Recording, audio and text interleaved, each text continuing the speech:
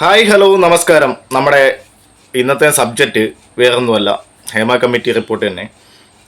അപ്പം അതുമായിട്ട് ബന്ധപ്പെട്ട് ഇപ്പോൾ നമ്മുടെ രഞ്ജിത്ത്, സംവിധായകൻ രഞ്ജിത്ത് ഒരുപാട് നല്ല സിനിമകൾക്ക് തിരക്കഥയും സംവിധാനവും ഒക്കെ ചെയ്തിട്ടുള്ള രഞ്ജിത്തിനെതിരെ ആരോപണങ്ങൾ നേരത്തെ ഉണ്ടായിരുന്നു.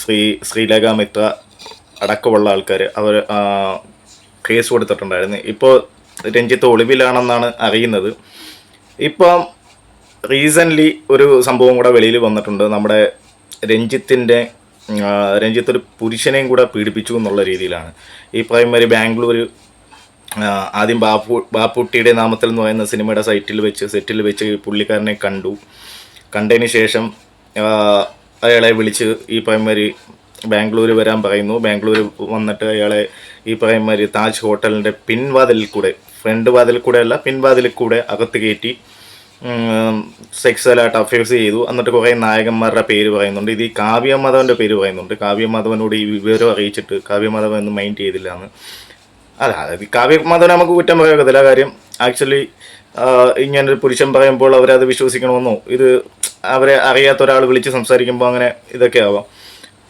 അതിനുശേഷം ഇടവേള ബാബുവിനോട് പറയുന്നു. അപ്പം ഇടവേള ബാബു രഞ്ജിത്തും കൂടെ പുതിയ കുറേ ഐഡിയകൾ പറഞ്ഞു കൊടുക്കുന്നു. ഇയാൾക്ക് സിനിമയിലെത്താൻ വേണ്ടി ഇത്ര ആൾക്കാരെ എന്താ പറയുന്നത്, ഇതേ കണക്ക് സെക്ഷൽ അബ്യൂസിന് നിന്നു കൊടുത്തു കഴിഞ്ഞാൽ ഗുണം ചെയ്യും, അയാളെ സിനിമയിൽ എത്തിക്കാമെന്നൊക്കെ ഉള്ള രീതിയിൽ പറഞ്ഞു എന്നൊക്കെ പറയുന്നുണ്ട്. ഇതിൻ്റെ എത്രമാത്രം യാഥാർത്ഥ്യം ഉണ്ടെന്ന് അറിയില്ല. കാര്യം ഈ പറയുന്നവൻ താജ് ഹോട്ടലിനെ പറ്റിയാണ് പറയുന്നത്.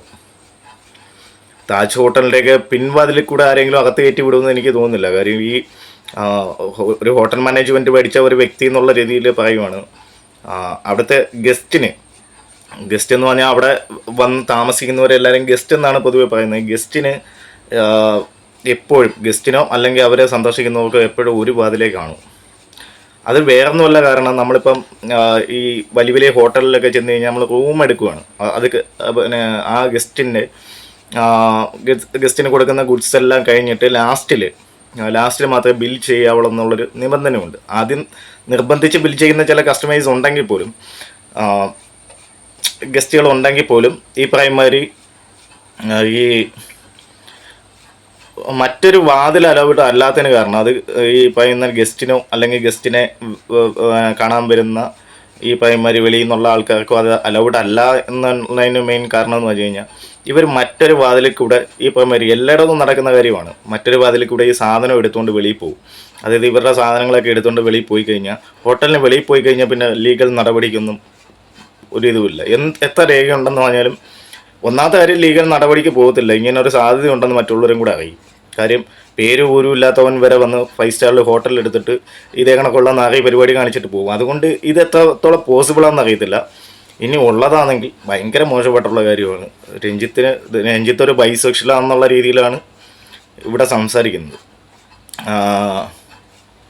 അപ്പോൾ ഇത് ഭയങ്കര നാണക്കേടാണ്. ഈ പറയുമ്പോൾ രഞ്ജിത്തിന് ഒരു ഫാമിലി ഉണ്ട്.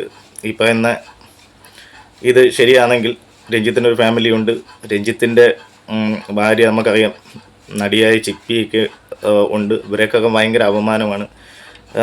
ശ്രീലേഖ മിത്രയുടെ കേസിൽ തന്നെ ഈ പറയുമാതിരി ആരോപണം ഉന്നയിച്ചതിന് ശേഷം അവരെ പ്രവോക്ക് ചെയ്തു. അവർ പരാതി ഇല്ല എന്ന് പറഞ്ഞു പോയവരാണ്. അവരെ പ്രവോക്ക് ചെയ്തു. അങ്ങനെ ഒരു സംഭവം ഇല്ല എന്നൊക്കെ പറഞ്ഞപ്പോൾ അവർ വന്ന് പരാതി കൊടുത്തു. അതിന്മേൽ കേസ് അന്വേഷണം വന്നു. രഞ്ജിത്തിന് അറസ്റ്റ് വാറണ്ട് വന്നു.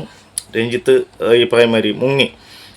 വേറൊന്നുമില്ല ഇതിനകത്ത്, ഇനി വേറൊന്നുമില്ല. അയാളൊരു ജാമ്യം എടുത്തിട്ട് അയാൾ തിരിച്ചു വന്നു കഴിയുമ്പോൾ അത്രേ ഉള്ളൂ.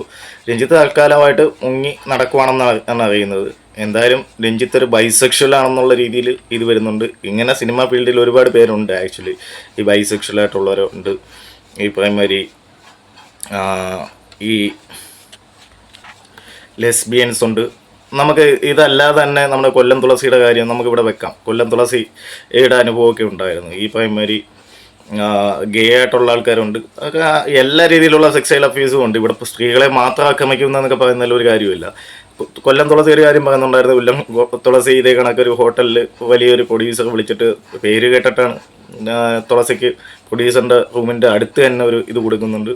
രാത്രി കൊല്ലം തുളസി ഉറങ്ങി കിടക്കുന്ന സമയത്ത് ഈ പ്രൊഡ്യൂസർ വന്നിട്ട് തപ്പിയും തടവുകയൊക്കെ ചെയ്തപ്പോൾ ലാസ്റ്റ് ഇത് പെണ്ണല്ല എന്ന് മനസ്സിലായി. ലൈറ്റ് ഇട്ടിട്ട് നീ ആരാടാന്ന് ചോദിക്കുന്നുണ്ട്. അപ്പം ഇങ്ങനെയുള്ള കുറേ കോമഡിയൊക്കെ. അപ്പം ഞാനാണ് കൊല്ലം തുളസി എന്ന് പറയുന്ന ഈ പ്രൊഡ്യൂസർ വിചാരിച്ച് കൊല്ലം തുളസി എന്ന് പറഞ്ഞാൽ ഏതോ പെണ്ണാണെന്ന് വിചാരിച്ചുകൊണ്ട് ആക്രമിച്ച ഒരു സംഭവമൊക്കെ ഉണ്ടായിട്ടുണ്ടായിരുന്നു. അതിൻ്റെ വാർത്തകളൊക്കെ നിങ്ങൾ കേട്ടിട്ടുണ്ടായിരിക്കും. അപ്പം ഇങ്ങനെ കുറേ ആൾക്കാർ ഇപ്പം പൊതുവേ നമ്മൾ പറയുന്ന സ്ത്രീകൾക്ക് മാത്രമാണ് ലൈംഗിക അതിക്രമം ഉണ്ടാകുന്നതെന്ന്, അങ്ങനെയല്ല. ഒരുപാട് പുരുഷന്മാരെ ഉപയോഗിക്കുന്നുണ്ട്, കാണാൻ കൊള്ളാവുന്ന അത്യാവശ്യം നല്ല പുരുഷന്മാരെയൊക്കെ ഉപയോഗിക്കുന്നുണ്ട് ഇത് കണക്കുള്ള കാര്യത്തിന്. അത് സ്വാഭാവികമാണ്. ചിലപ്പോൾ ഈ മലബാർ മേഖലയിൽ നിന്നൊക്കെ ഉള്ള ഒരുപാട് ആൾക്കാരുണ്ട് ഈ പറയുമാതിരി ബൈസെക്ഷൽ ഇഷ്ടപ്പെടുന്നത്. അതേ കണക്ക് പിന്നെ എന്താ പറയുന്നത്, ബൈസെക്ഷൽ ഈ പറയുമാതിരി. എന്തായാലും ഈ പയ്യനെ പറ്റി ഇപ്പം പയ്യൻ്റെ കമൻറ്റ് ബോക്സിലൊക്കെ ഭയങ്കര മോശമായിട്ടുള്ള, ഈ പയ്യൻ കൊടുത്ത വാർത്തകൾ വെളിയിൽ വന്നപ്പോൾ ഭയങ്കര മോശമായിട്ടുള്ള കുണ്ടൻ എന്നൊക്കെ വിളിച്ചുകൊണ്ട് ഭയങ്കര മോശമായിട്ടുള്ള ഫ്യൂസിങ് ഒക്കെയാണ് നടക്കുന്നത്. അത് ചെയ്യാതിരിക്കുക. കാര്യം ചില അവസ്ഥകളായിരിക്കാം. സോ നിങ്ങൾക്ക് ഇതിന്മേലുള്ള നിങ്ങളുടെ അഭിപ്രായങ്ങൾ കമൻറ്റ് ബോക്സിൽ രേഖപ്പെടുത്തുക. Thank you all. Thank you for watching. By.